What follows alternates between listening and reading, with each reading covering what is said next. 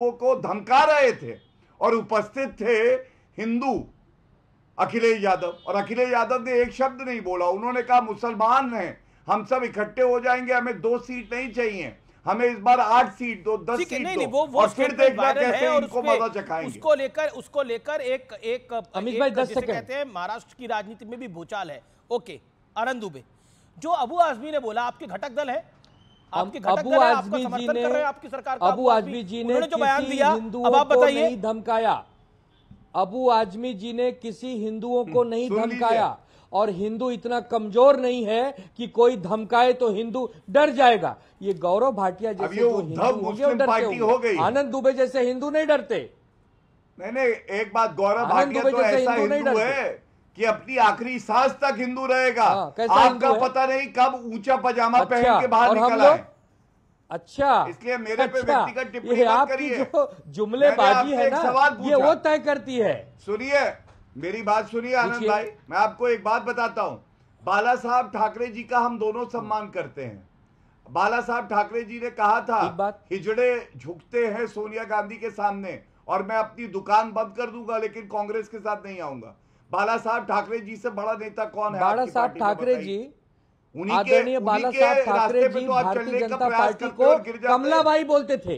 कमलाबाई, कि कमलाबाई के सामने हम नहीं झुकेंगे। ये बाला साहब ठाकरे जी के भारतीय जनता पार्टी को कमलाबाई के सामने शिवसेना नहीं झुकेगी। आप जाके मिल गए किसके साथ?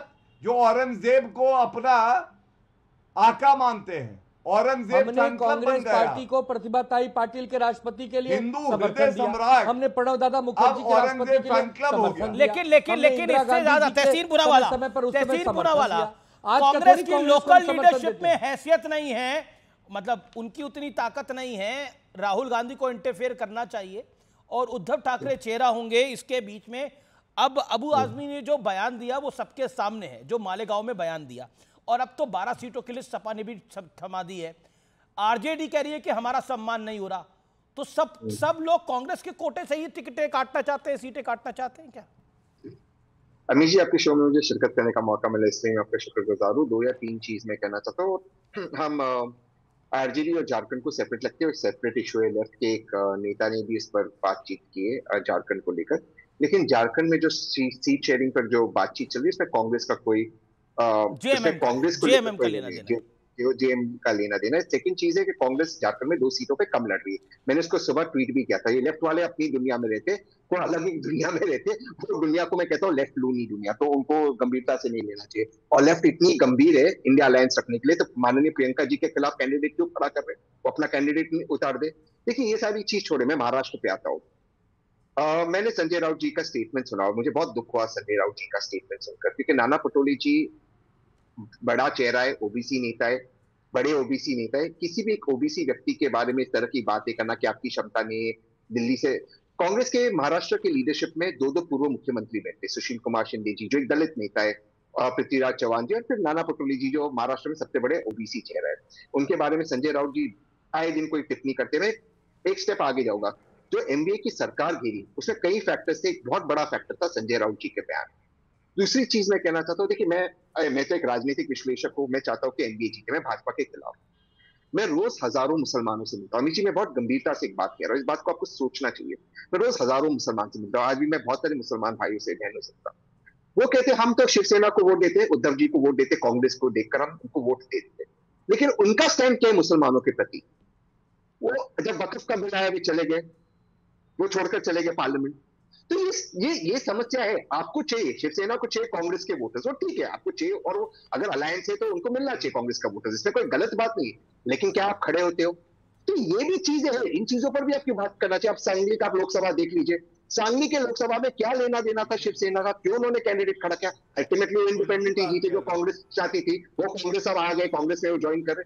तो इस तरह की, देखिए, एक किसी भी एक अलायंस के अंदर एक धर्म होता है, एक मर्यादा होती है, उसको नहीं क्रॉस करना चाहिए। मैं उद्धव जी की बहुत रिस्पेक्ट करता हूं, लेकिन बार बार अगर संजय राउत जी ऐसा अपमानित करेंगे कांग्रेस के नेतृत्व को, नाना पटोले जी को, तो मैं बुरा लगता हूं। मैं एक लास्ट लाइन कहना चाहूँ, मैं कांग्रेस का वोटर हूँ, मैंने हमेशा जिंदगी में कांग्रेस को वोट किया। 10 सेकंड चाहता हूँ, मैंने हमेशा कांग्रेस को वोट किया। मैं चाहता हूँ कांग्रेस का मुख्यमंत्री बने, जो सबसे बड़ा दल बनेगा उनका मुख्यमंत्री बनेगा। कहीं और से कहां से आएगा मुख्यमंत्री बनने के लिए? ये बात माननीय शरद पवार जी ने भी कही। क्या शरद पवार जी भी गलत है? नहीं, शरद पवार ने भी यही बात बोली कि जिसकी जितनी सीटें आएंगी, और यही बात बीजेपी भी कह रही थी, यही बात बीजेपी भी कह रही थी आनंद दुबे की पार्टी को, लेकिन शायद वो उनको मंजूर नहीं था। लेकिन अब कांग्रेस के राज में शायद मंजूर होगा। आनंद दुबे, कांग्रेस को यह सहन नहीं है, नाना पटोले उनका इनडायरेक्टली डायरेक्टली एक बड़ा चेहरा है जो आने वाले संभावित मुख्यमंत्री भी हो सकते हैं, इसलिए उन्हें मंजूर नहीं है। अगर नाना पटोले जी बड़े चेहरे तो हमारे संजय राउत जी भी बहुत बड़े चेहरे हैं।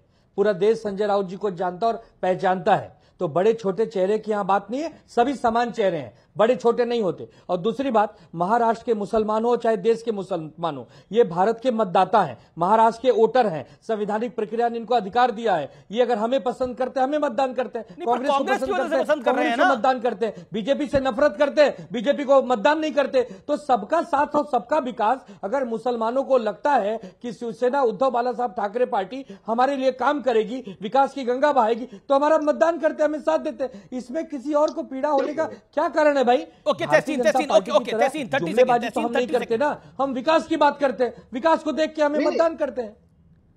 नहीं, मैं आनंद भाई की इस बात से बिल्कुल इत्तेफाक करता हूँ। 100% सब भारत के हम नागरिक हैं और सबको, और सब जिनको पसंद करते हैं उनको वोट करना चाहिए। बुरा तो आपको मुसलमानों का कांग्रेस की वजह से नहीं था, कांग्रेस का कोर वोट है। तो वक्त के इशू पे आप स्टैंड लेके आप चले जाते हो, ये थोड़ी सी समस्या है। तो अगर हम कोलिशन में हो, अगर कोलिशन में है तो कोलिशन में एक साथ होना चाहिए, स्टैंड होना चाहिए। ऐसा नहीं हो सकता एक चीज में अलग स्टैंड है। देखिए आरजेडी का कोई भी बात हो, वो झारखंड के अंदर लड़ रही है, बातचीत है। मनोज जी इतनी अच्छी, आज मनोज जी का भाई था, कितनी अच्छी से मनोज जी ने बात किया। ऐसा नहीं कि उन्होंने व्यक्तिगत आरोप लगाया, उन्होंने झारखंड की लीडरशिप को अटैक किया। और इनकी बातचीत है। क्या आरजेडी को बढ़ने का अधिकार नहीं? शिवसेना को भी अधिकार है, लेकिन आरजेडी का एक स्टैंड है।